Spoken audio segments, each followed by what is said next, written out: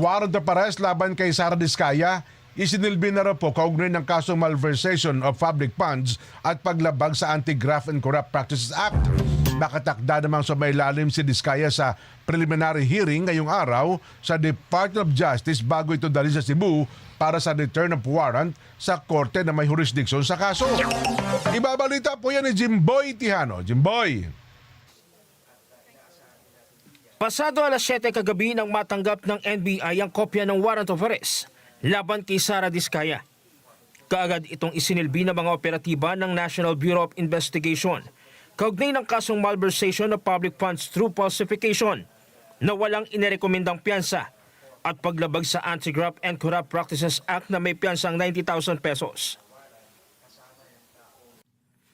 Ayon sa mga dokumentong isinumite sa Office of the Ombudsman, ang mga kasi nag-ugat sa umano'y irregularidad sa ilang flood control projects sa bayan ng Jose Abad Santos, Davao Occidental.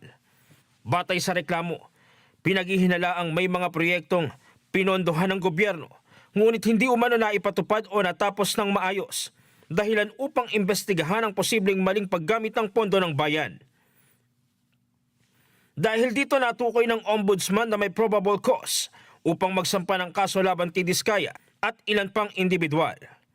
Matapos ihain ang warrant, isinailalim si Diskaya sa standard booking procedures ng NBI, kabilang ang pagkuha ng personal na impormasyon, fingerprinting, documentation, at iba pang kaukulang proseso.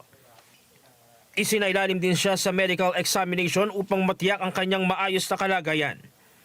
Mahigpit naman ang naging pagbabantay ng NBI security team kay Diskaya hanggang sa mailipat ito kagabi sa NBI Security Management Division sa Muntinlupa City.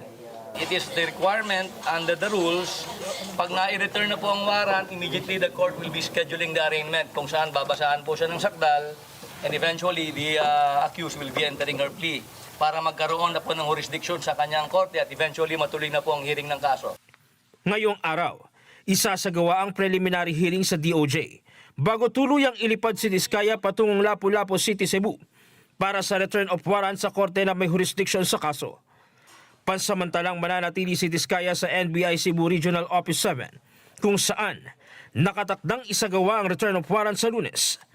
Ang mga tauhan ng NBI Transnational Crime Division ang maghahatid kay Diskaya sa Cebu alinsunod sa security at procedural protocols ng ahensya. Republic Act 319. Samantala, isinilbi na rin ang warrant of arrest kay Roma Rimando, Presidente at Otorisadong Managing Officer ng St. Timothy Construction Corporation sa Pasig City Police Station Headquarters. Si Rimando isa sa mga umunoy sangkot sa 96.5 million ghost project sa Davao Occidental at naharap din sa kasong malversation of public funds at paglabag sa Anti-Graft and Corrupt Practices Act. Jim Tihano, para sa 100% balita.